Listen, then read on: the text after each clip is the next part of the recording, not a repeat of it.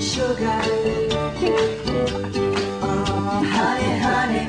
Ah, sugar, sugar. We love our chocolate goodies, but they're a killer on the waistline. Or are they? New Jersey native Jacquie Jordan says she lost 19 pounds on her chocolate lover's diet, and Jacquie is here to tell us just how she did it. 19 pounds in 4 months on chocolate. Yes, well, I had great motivation to do so, Lynn, because I'm a behind-the-scenes person, a TV producer and media consultant, and I have published a book called Get on TV, and when I saw the book cover, I was like, ooh, am I really the image that I want to project? And not somebody who has struggled with a weight problem in the past. However, I got to my 30s, and my body was not as forgiving as it had been in the past. And so how did you do it? Tell us how you did it. I want to know. The average American consumes 11 pounds of chocolate a year, and if I was going at the rate of chocolate consumption that I had been going at, I was not headed in a good direction. So what I actually did is I gave up the chocolate. I used to be an M&M popper, and I gave up the 4 o'clock popping of the M&Ms and moved to the raw chocolate.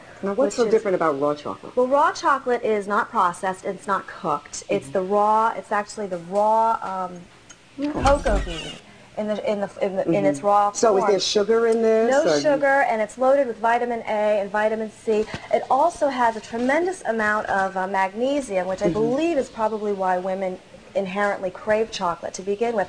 The problem is that when you have packaged chocolate, it loses the organic minerals and vitamins that it's bitter.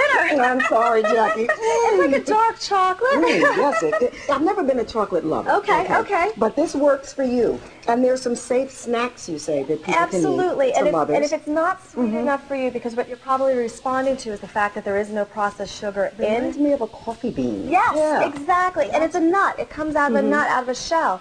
And so if you're not used to not having it without sugar, the great thing to do is to have it with a banana, to have it in something like with some sweet fruit, so that you're getting that sugar. Every meal? I do, and you know, here we're having chocolate for breakfast, and I certainly have it every morning with my smoothies. Okay. Now the Jell-O, this is fat-free chocolate Jell-O.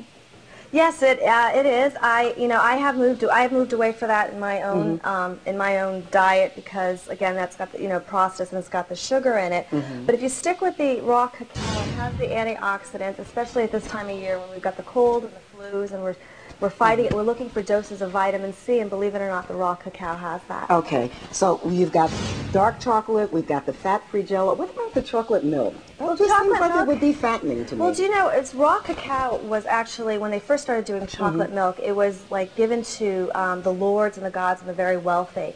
And so that's kind of been passed down and literally watered down with what we put in it today. But with raw chocolate, it was also considered currency, used as currency before there was actually money. So could you imagine if we were using like cocoa beans now for money instead? But for chocolate milk, you can do it in versions. You can still use the cacao, and you can use soy milk or almond milk. All right. Jacquie Jordan, we want to thank you very much for joining us. You can find Jacquie's secret weapon, chocolate nibs, right here in New York. You can just stop by any Whole Food store. Jacquie, thank you so very much for being here. I still, I don't Takes know. a little while to get used to. Back to you guys.